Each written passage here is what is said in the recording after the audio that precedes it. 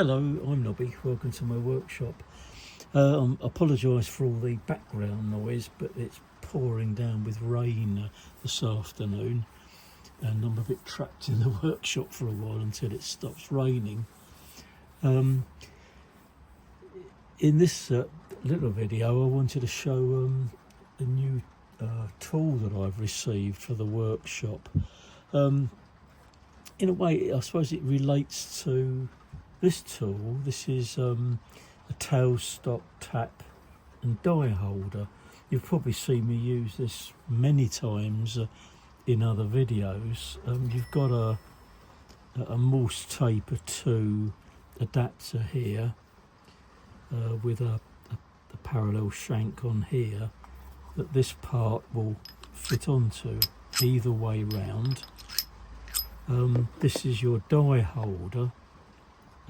This is double-ended, so you can put the very small sized 1-inch button dies in here, and the slightly larger ones in this end. And you have two other adapters here to take the much larger die sizes as well. These can be fitted this end, they can be fitted into here, and you use the die locking screws here to hold these in place. So it covers really all the most common sizes of dies. But the good thing also about this one is that you've got tap adapters for it as well. Again in two different sizes, and dies simply pop into the end here, and these little jaws in here lock the taps in place.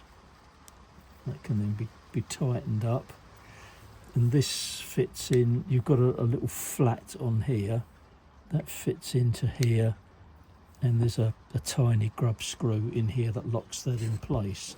And again, you've probably seen me use this in other videos as well. It comes as a sort of a complete little kit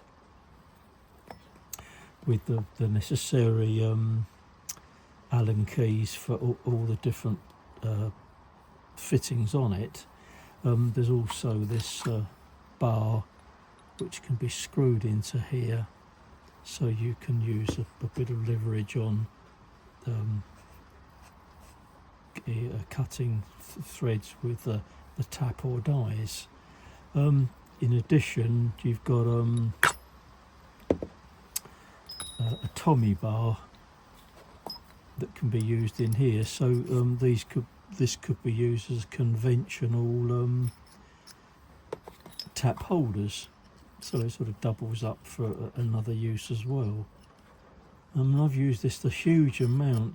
When I first got the Chinese mini lathe, sort of 10 years ago, or slightly over 10 years ago, I actually made myself a double-ended die holder and used that for a while. It was, you know, a great thing to have. This obviously is better because it's got so many more options to it. The one I made was like this. It just took the small dies and the next size ones up. If I needed to use larger dies, I used a normal die holder. But basically what this is leading up to is that I recently received a little gift through the post, and it's this. This is, I think we'll call this a sort of a sensitive drilling attachment for the lathe. I'm going to set this up in a bit just to show you how it works.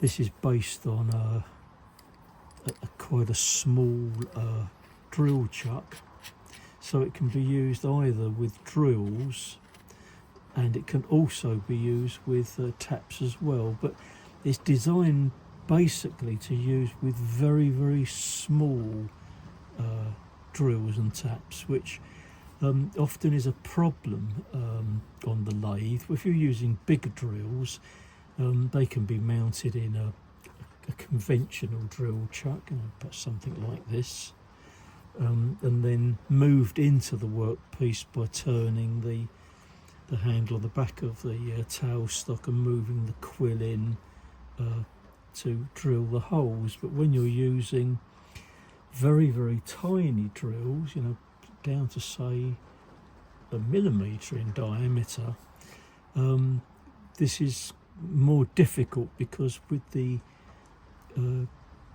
quill on the lathe, it's difficult to get a sensitive enough movement.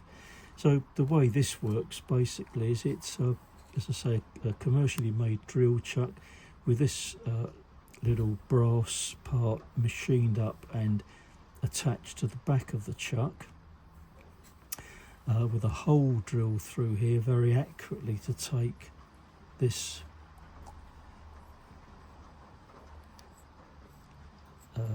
little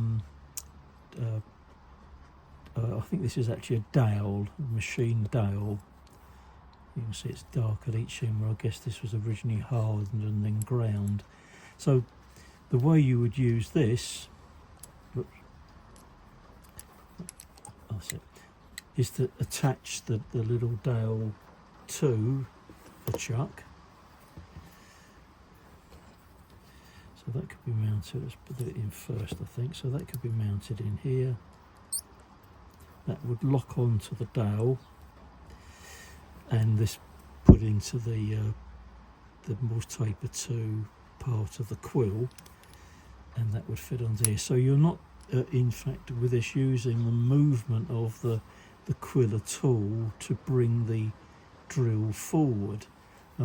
This would be set up so that the drill is close to the workpiece, that you run the lathe, but then you move this part along by hand, either gripping it here, or you could in fact grip it on the chuck itself, but I think gripping on here. So if you reach a point of any resistance at all, if you release this will just revolve round and not move the drilling any further. But this can also be used with very, very small taps as well.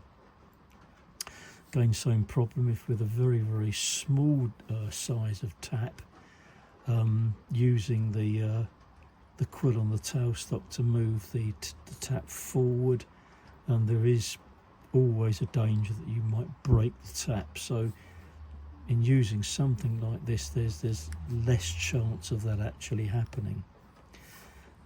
So what we'll do is we'll set this up in the lathe, and I'll demonstrate how this actually works.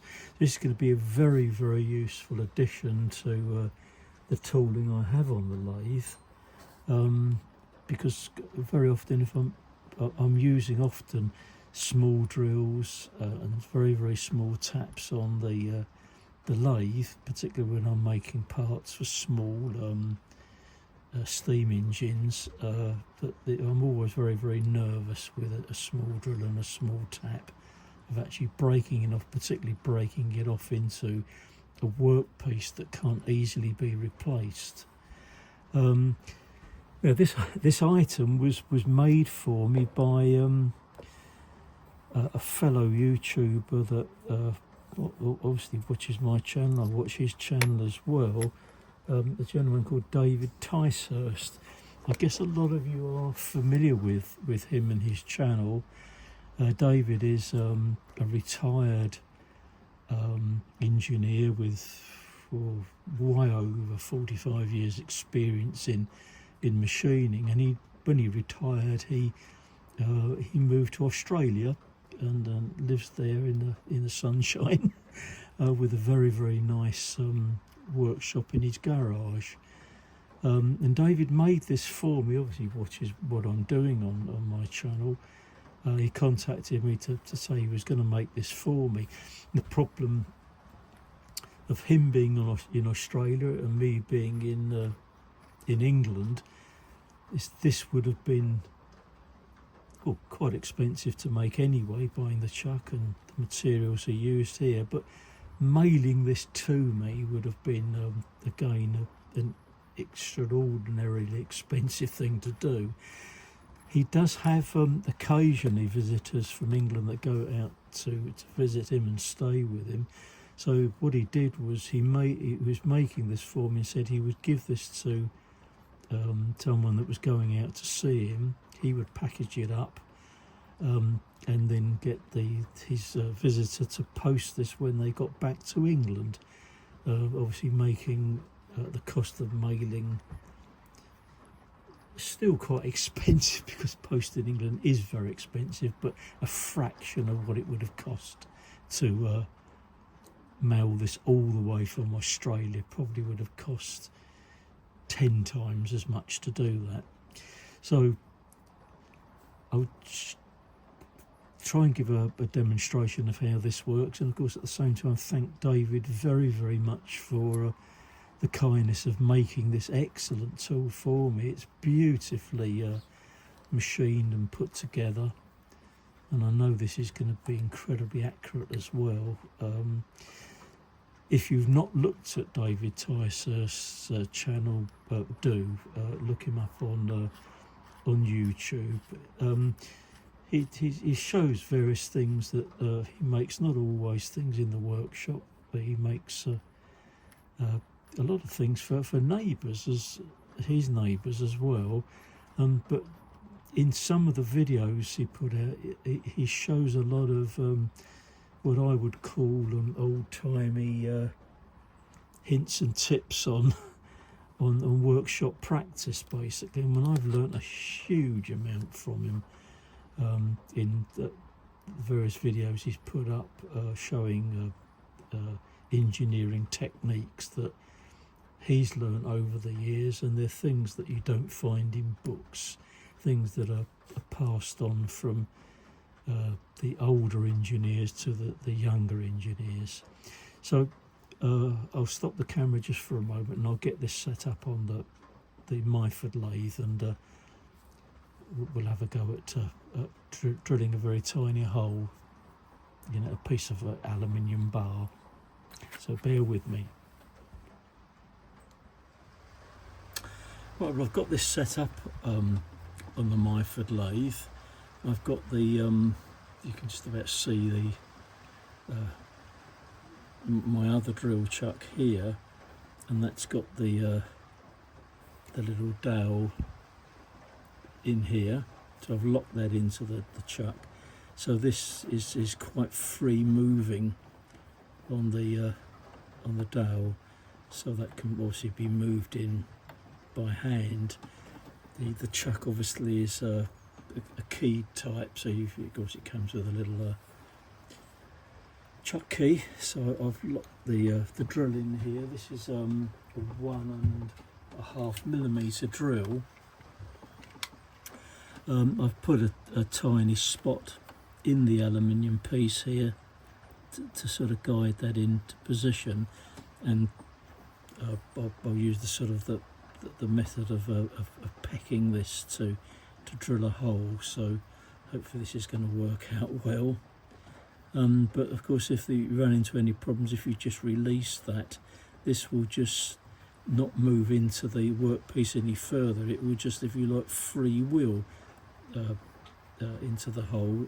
The same thing would also happen with a tap. If you were running a tap into here, and it's a tap going into a blind hole, obviously as the tap reaches the bottom of the hole, rather than you snap the tap, you can just release that and it will free wheel, and then you can obviously stop the lathe then, and you can either remove the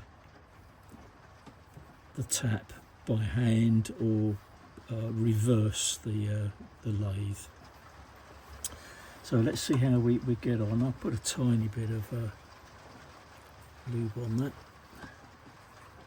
and let's have a go. I've not tried this as yet, and often I like to have a sort of a dry run with things first, but I've not done that in this case. So this will be the first time I've actually done this operation. So let's run the lathe and bring that into the workpiece.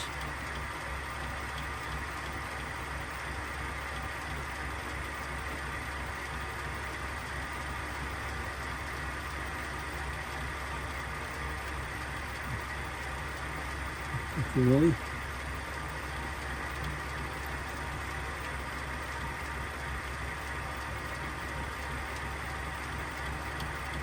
Obviously I'm having to exert some pressure on this myself, something that obviously would be taken over by the quill of the tailstock. Let's just clear a bit of that swarf off there. But I guess by doing this by hand, you have a little bit more control over the pressure that you put on the drill. Obviously it's sort of if you like, a nerve-wracking thing to do with such a small drill size. A bit more lube on that just to help things along.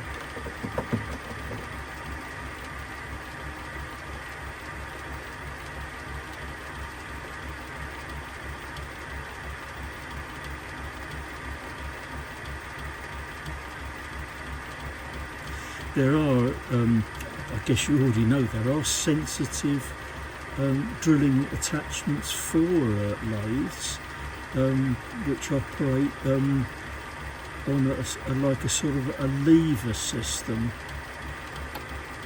I don't have one of those, but I guess is another option. And I suppose if you were doing a lot of this sort of work commercially, it would be worth having something like that.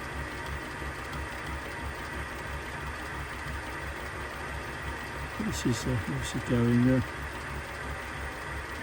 quite well. Keep removing some of that swarf.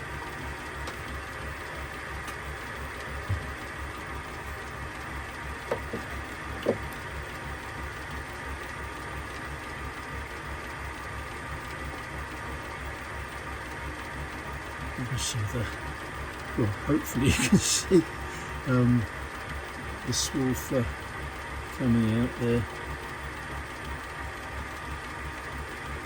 But there we are. I've drilled down quite a bit, down to about here, so it's gone into it quite deeply.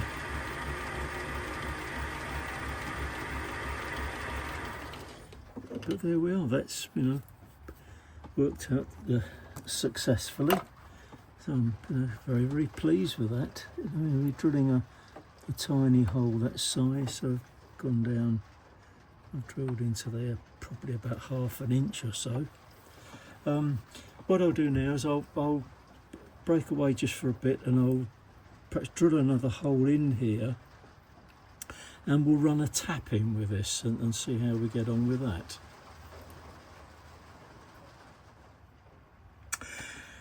Right, well, I've drilled the hole out here from 1.5 millimetre, 1.5 mil to 2.3 millimetre, and I've got a 6BA tap mounted in the chuck here. So let's turn the speed of the lathe down a bit, and let's see how we do with this. As I say, this is also something I've not done before, so let's see how we get on. So we'll just adjust the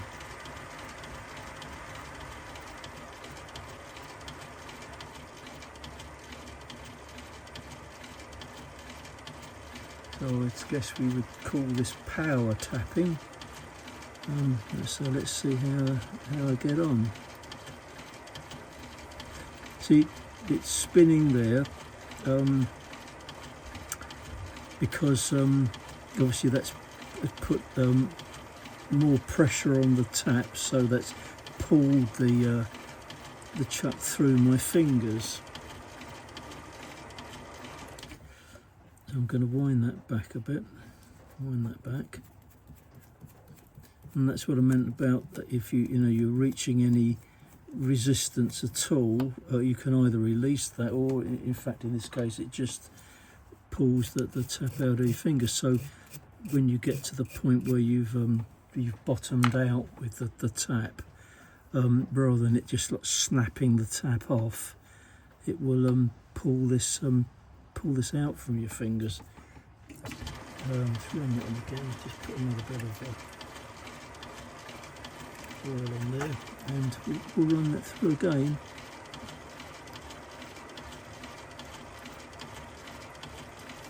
And that's got to the point it's bottomed out now, so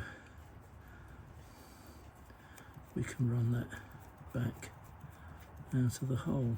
So that's this is I think a second taper tap, so it's obviously it has reached the depth of this is still about the same as it was when I drilled the 1.5mm hole about half an inch in, but I'll have a look and see if I've got a 6BA bottoming tap, and then we could run that in a bit further. Bear with me just for a moment.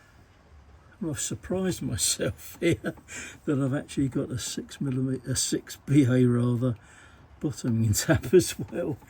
I didn't think I had one, but I've not got a huge number of taps and dies in BA size, in every BA size. But anyway, let's take that in again, and I think the same thing will.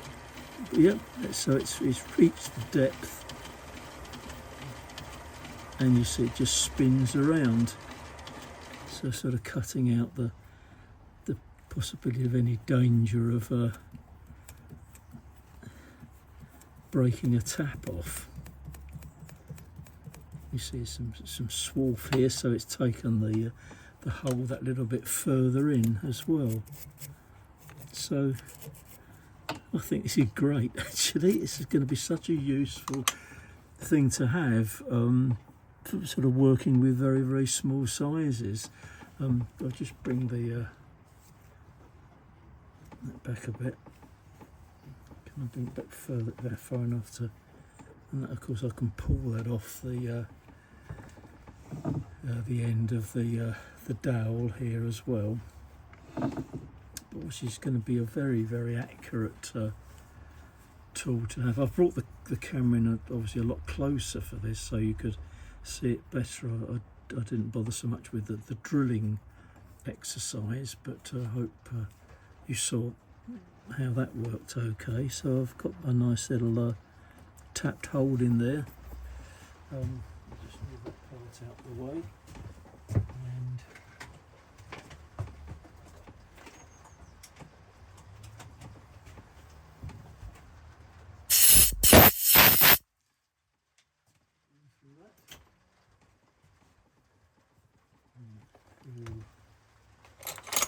chuck key.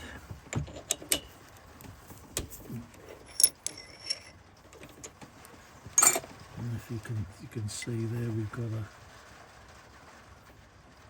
I hope you can see that all right.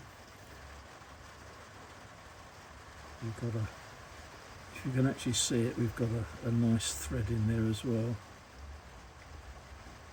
So I hope you'll agree that's going to be a useful tool to have. And many thanks again to David Ticehurst out there in Australia for making this tool for me. Let's bring the hammering around a bit. So there we are. So works out very, very well indeed. You know, when he mentioned this to me quite a long time back, because the gap between him making this for me and my receiving it was quite a long time, because he was waiting for a visitor to go out there to see him that could actually bring it back with them. And it occurred to me that what I could also do is perhaps make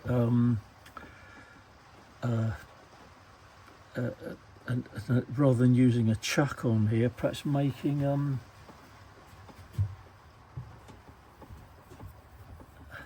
tool like this. I've got 3 of these. These got a Morse taper 2 on the back, and you can buy these blanks. They've got a non-hardened machinable front, and I've just drilled out to take a centre drill. I've got this one with a slightly larger centre drill, and another one with a chamfering, a countersink tool on the end of it as well. This is one I bought, which is commercially made. I've got a couple of these where I've made the tool myself.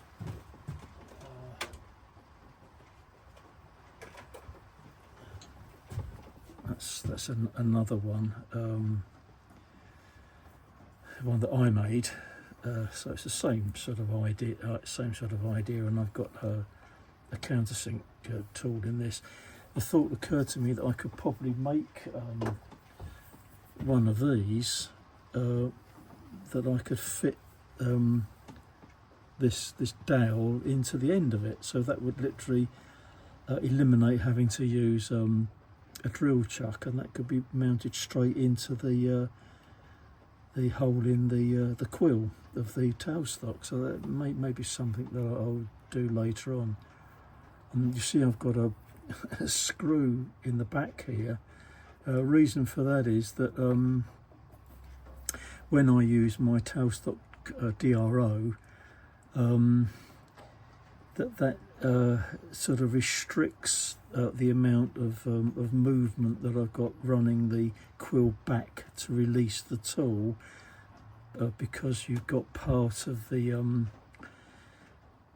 tailstock DRO clamped round the end of the quill itself, so that's just given me a little bit of extra length to meet the bar inside the quill that would push the tool out. So that's why that's there.